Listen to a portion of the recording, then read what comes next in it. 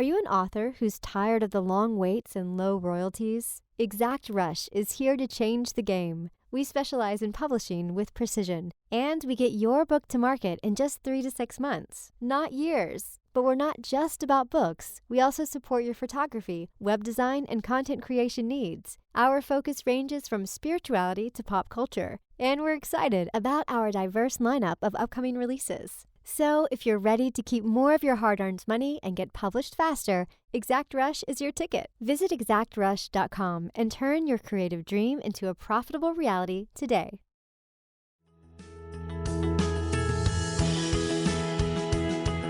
Tap into your most original thinking, organize your ideas, and create the opportunities to launch your creative work. Unlocking your world of creativity with best-selling author and brand innovator, Mark Stinson. Welcome back, friends, to our podcast, Unlocking Your World of Creativity. We travel around the world talking to creative practitioners about how they get inspired and organize their ideas, and most of all, how they gain the confidence and the connections to launch their work out into the world.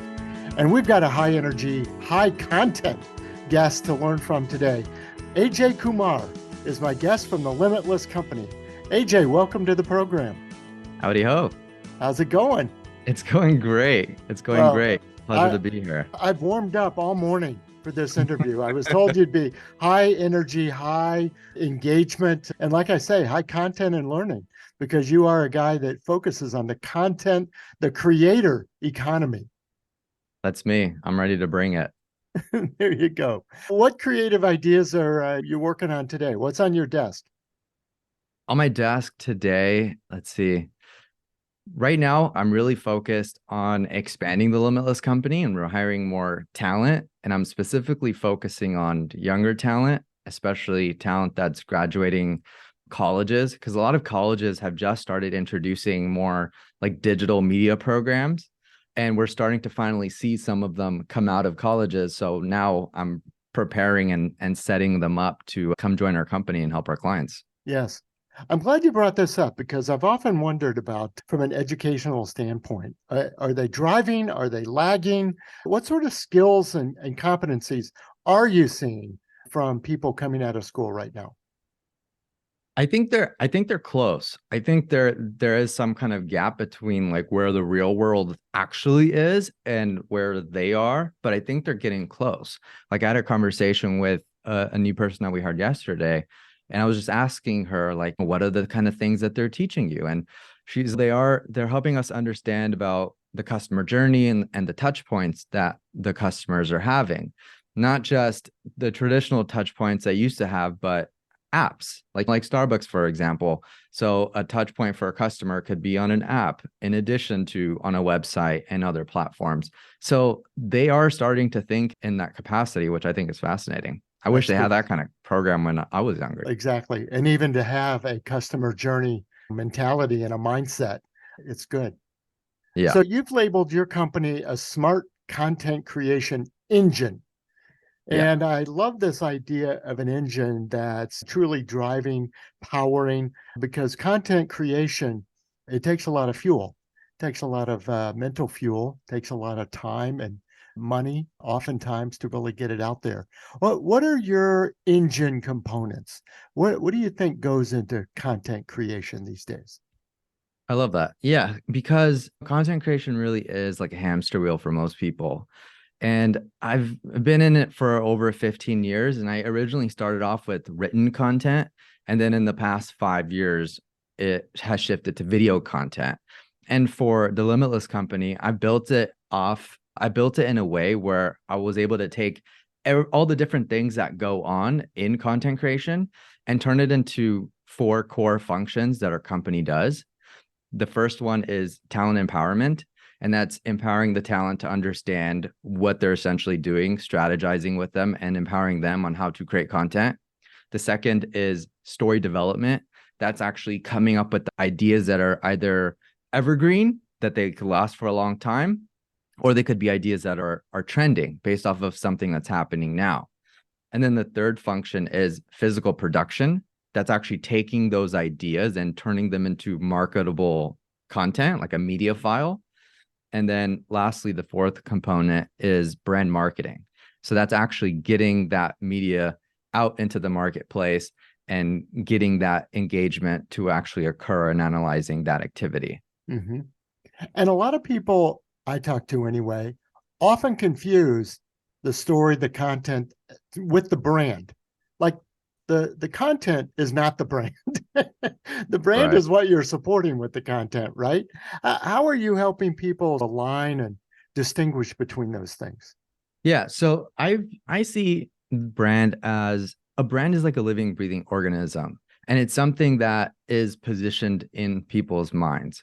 So when it comes to content, especially now, the way I like to describe it is people are consuming hundreds of videos a day, right? The average person's on a smartphone like 2, 3, 4 hours plus.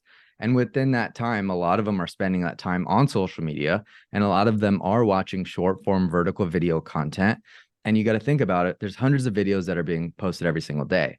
So when I'm working with clients and when I'm teaching people about content creation and building your brand in our modern world, I talk it like akin to a photo book. You ever seen those photo books where it's like Yes, you flip it and then it those are starts the awesome. motion? So that's how I view content creation, where every single day you have little pieces of content that a person is consuming. They're not really even aware because they're consuming so much, but over a period of time, you're actually creating this narrative in someone's mind.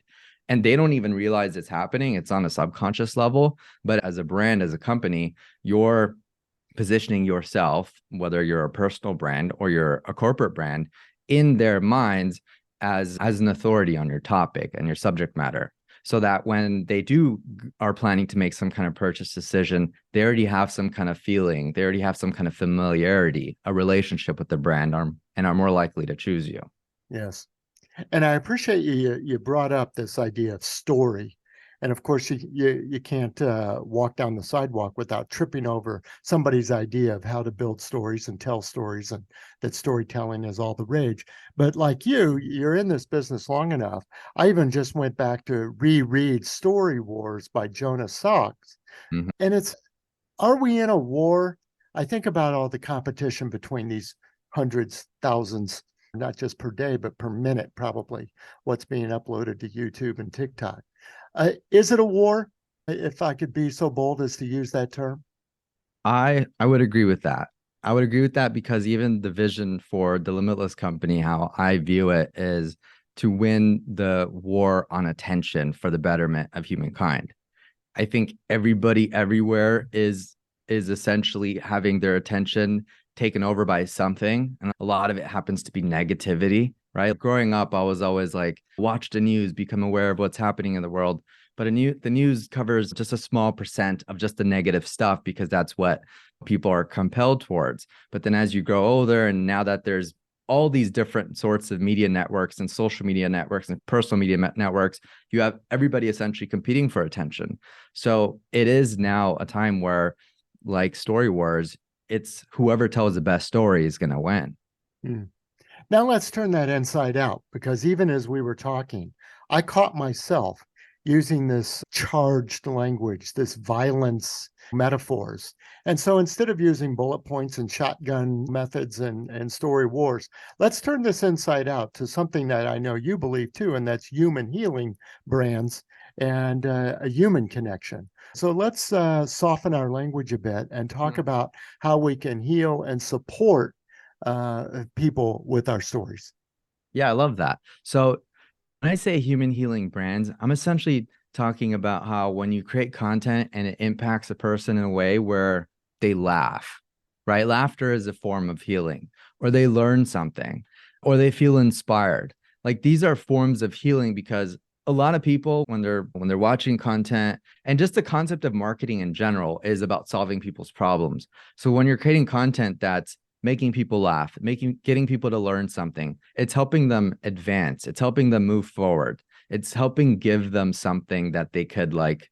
I also use this like metaphor when it comes to content creation and food consumption, where it's like if you're eating junk food all the time, you get unhealthy. And just like junk food, there's also junk content. And just like how there's nutritional food, there's nutritional content. So I like to always work with clients that are in the business of wanting to provide nutritional value for the masses. Yes. Well, and you publish a lot of your own content. I've been reading some of your articles on the Entrepreneur Magazine website platform. And you mentioned some of these watchouts, but especially this idea that content is meaningless, I liked in one article, unless the context and some customer reader relatability is infused. How do you make sure we can develop stories, but how do we know that these are the stories that people want? I think a lot of that has to do with, I've had a lot of mentors like in the software business. And one thing I took from that is that it's an iterative process. And even when you look at top content creators like a Mr. Beast, like the top of the top, right? The Michael Jordan of content creation, even they have similar messages where they talk about create 100 videos and each video that you make it so that you're a little bit better than the previous one. So when it comes to creating stories on social and creating something that's meaningful and it resonates with people, a lot of that has to do with, I think content creation is like a self-discovery process as well as much as it is trying to help other people and give other people value. Because then it puts you in this position where you're trying to stay ahead, you're trying to create something that's really good before you put it out there so that you could see pretty quickly the feedback on whether it's actually working. And I that's the love that. beauty of creating content today is that you get that instant feedback. And that's part of the value that I always talk about when I'm recruiting new talent into the company is that, look, I give you the ability to work with these really cool clients that already have pretty decent sized followings. I'm not talking about like millions of followings. I'm talking about like hundreds of thousands, but they do reach millions of people and you get rapid feedback. And for success in any endeavor, just that rapid feedback just allows you to iterate and become better versions of whatever subject matter you're trying to be good at. Yeah. Could I pick up on this idea of feedback? I Yeah. assume you mean more than just a click, a happy face, and a thumbs up. What other kind of feedback should we be thinking about? Even the quality of what people are saying in your comment section, for example, in your social media feeds, the quality tends to change when the content starts to get better.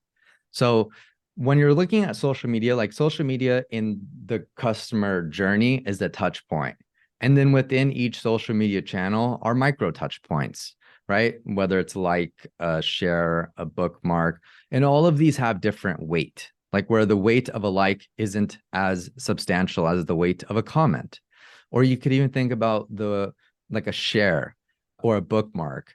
Like when you're creating content, the goal is to package it up in a way to where people are going to have conversations about it and it's going to be something that they share or it's going to be something that they bookmark and save for later.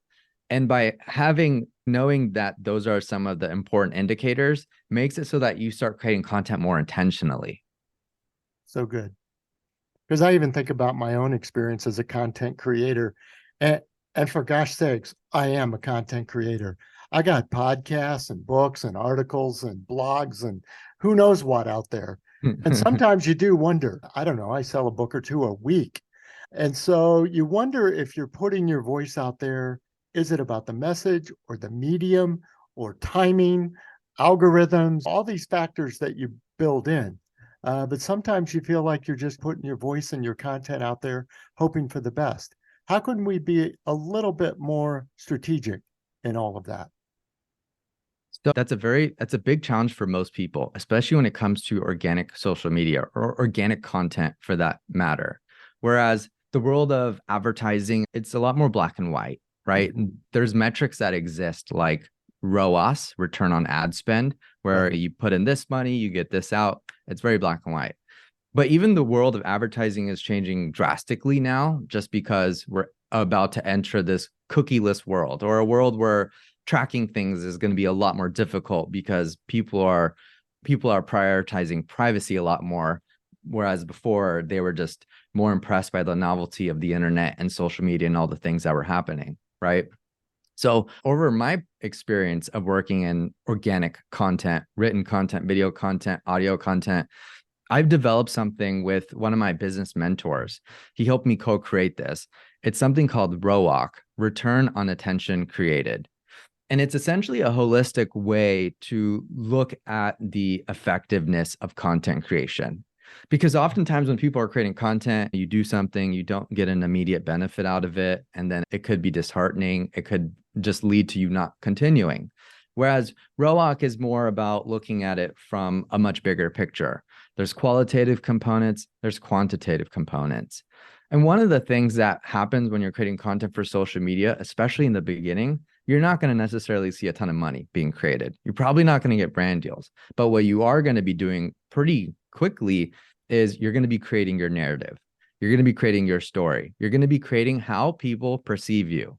Because the way people perceive you on social media is essentially how they perceive you in real life today. It's reached that level of credibility, right? Like before, you've had all of these networks, the ABCs, the NBCs, right? That was the authority. That's what people believed in. But nowadays, it's changed. It's different. And the visionaries that created a lot of the media companies that existed before, a lot of them are gone. A lot of these media companies today are ran by accountants. Mm-hmm. Whereas now you're starting to see the Mr. Beast, the Logan Pauls, the Neil Patels, like you start to see all these other visionaries creating their own media company, creating their own content, creating their own programming. So today, it's like when you're creating content, you got to start thinking about, hey, what is this narrative I want people to have? Or what is this perception I want to create? Because you are creating that reality. And I'm glad you brought up monetization. Somewhere along the way, this content creation has to be a moneymaker, or at least be, like you call it, an engine to making some money. Yeah. Otherwise, it's a nice hobby. Yeah, exactly. Yeah, it's gotta lead to business outcomes. And that's what ROIC is about.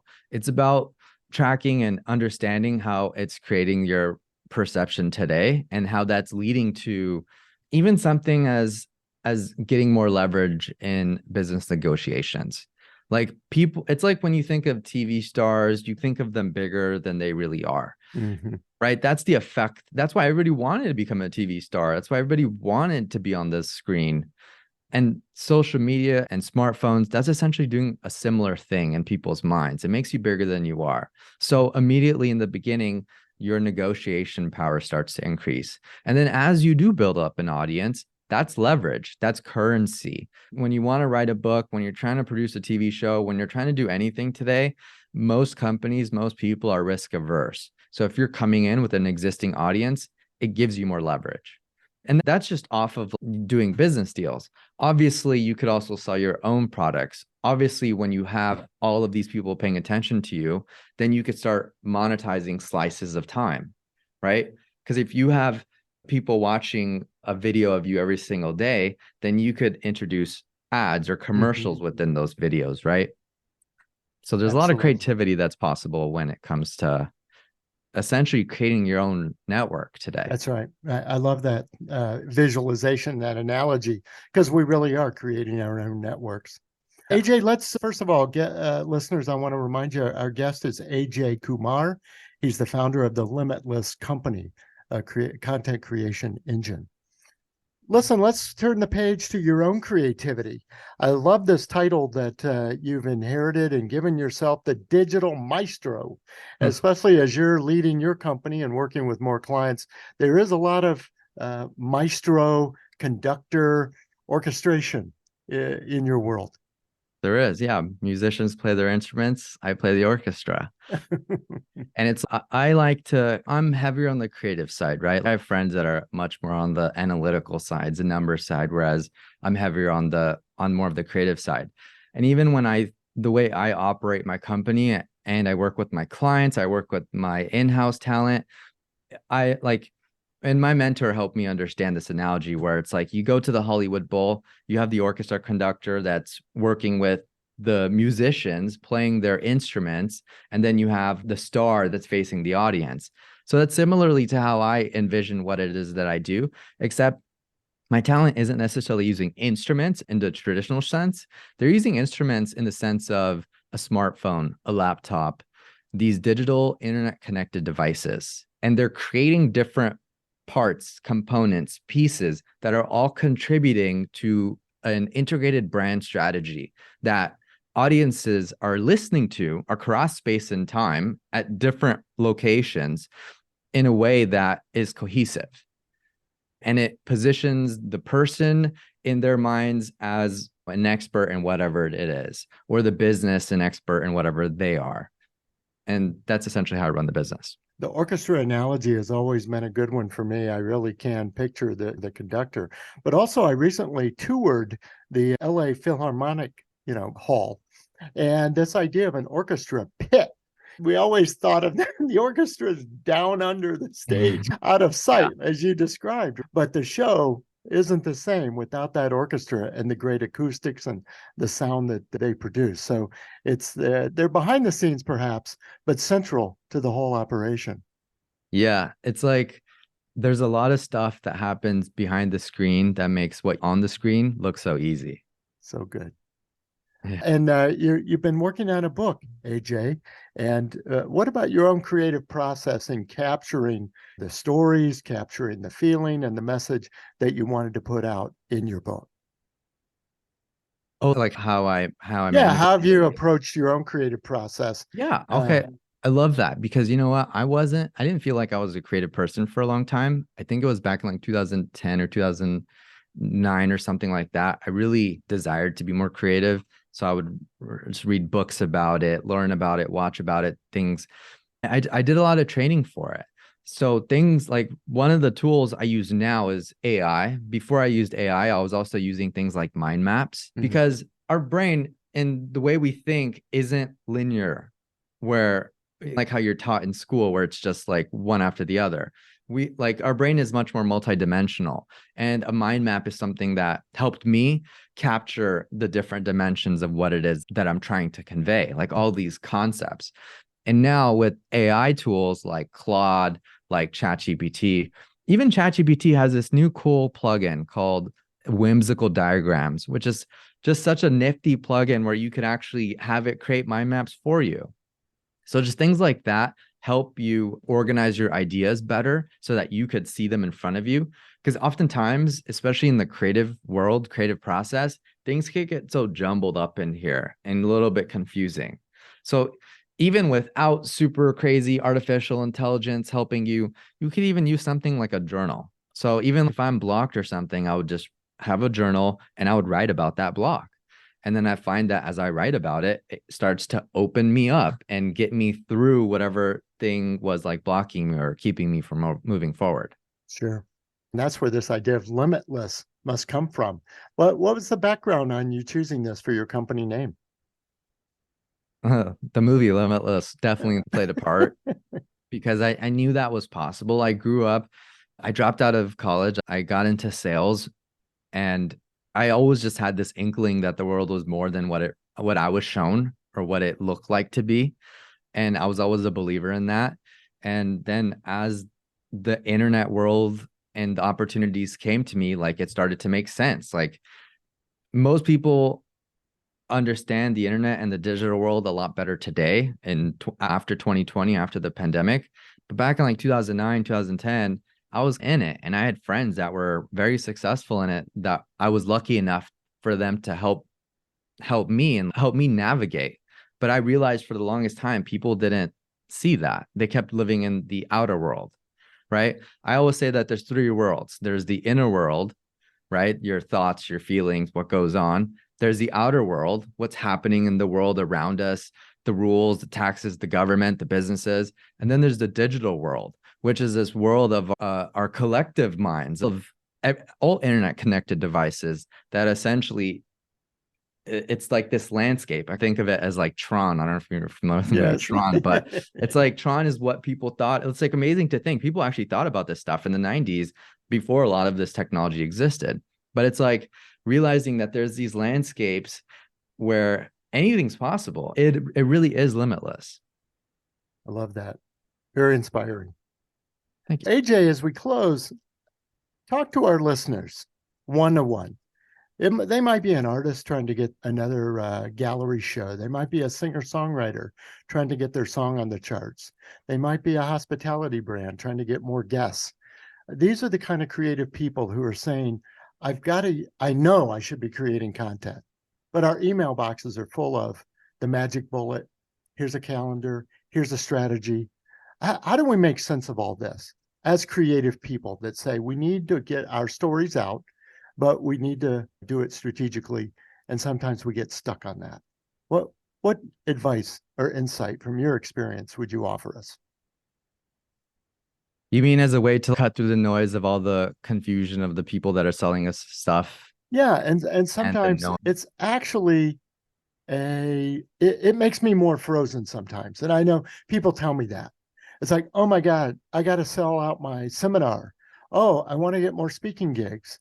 Oh, I need to get, like I said, my music, some bookstore. All these creative people literally around the world tell me this. And I'm so frozen because of all the options. I'm Mm. afraid if I do the wrong thing, either I'll waste time and money, or what if I do it wrong, and so forth. So we're stuck. So it's bad enough that we have imposter syndromes and we have procrastination and we have all the other reasons we can be stuck. But now we're afraid to do the wrong thing in content creation. How do we break through this? Yeah, that's a really good question because as you're talking about it, I could totally relate to a lot of that because it does occur.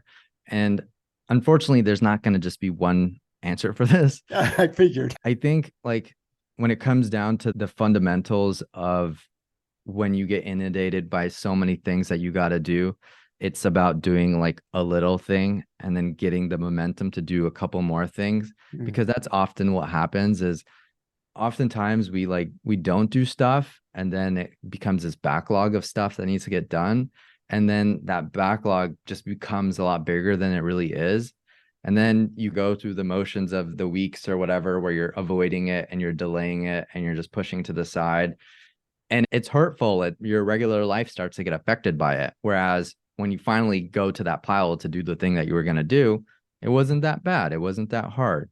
So I think a lot of it has to do with finding a little thing that you could do so that you could just do it and get that momentum. Because when you are productive, you feel good. You feel better about it. It's like the gym. Like, yeah, it's annoying or whatever, but after you do it, you feel good about it. And then that good just becomes momentum that you could use to go to the next thing. Mm. Right. And it really is that, especially for creative people, because I've been on the side of being not creative and just like getting things done and having my calendar like fully blocked to being totally creative and having a totally open calendar.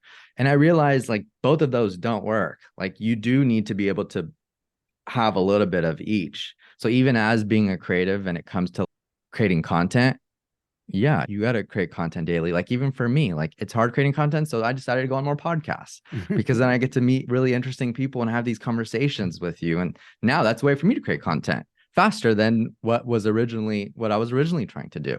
So good. So I think a lot of it has to do with you find the thing that you got to be doing and then just chunk it down to a small thing and then do it and then do more. And that's how the confidence gets built for you to then accomplish more. That's terrific. We're going to take away a lot from that. We've had two great metaphors, analogies here, and I've never met a metaphor I didn't like, but it's like going to the gym. So you've reminded me that's probably a good idea. I should probably get my body moving. And the other was orchestration. And we should imagine that we're working together with an orchestra, and that sometimes we're the conductor, but sometimes we're just playing the tuba and the violin. So let's be a part of the team and contribute the best we can. There we go. Then everything's in harmony. Everything's in harmony. Good way to end, AJ. My guest has been AJ Kumar. He's founder and president of the Limitless Company, a whole studio system of content creators and influencers. And we've learned a lot from AJ today. AJ, thanks for being on the show. Thanks for having me. And what's next in your creativity? Where do you go from here? Next, you'll probably see me a lot more on a lot more podcasts. I also have a book coming out called Guru Inc., which is essentially about what we're seeing across the world right now, which is everyone's trying to build a personal brand around their business.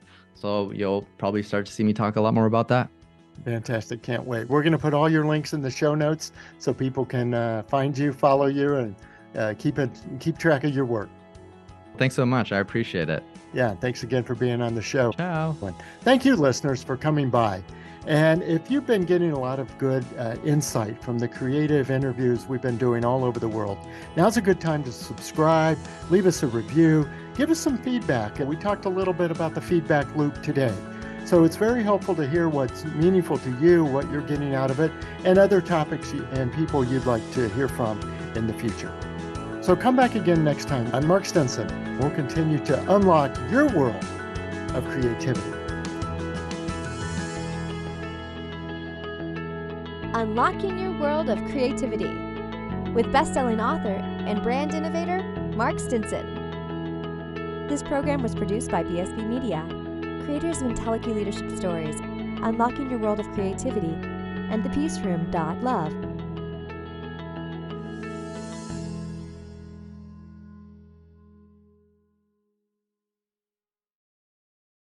We've created a special offer just for listeners of the podcast. You can get the book, A World of Creativity, for a special price of $5.98 for paperback, and the Kindle version is only 99 cents. Go to mark-stinson.com to take advantage of this special offer.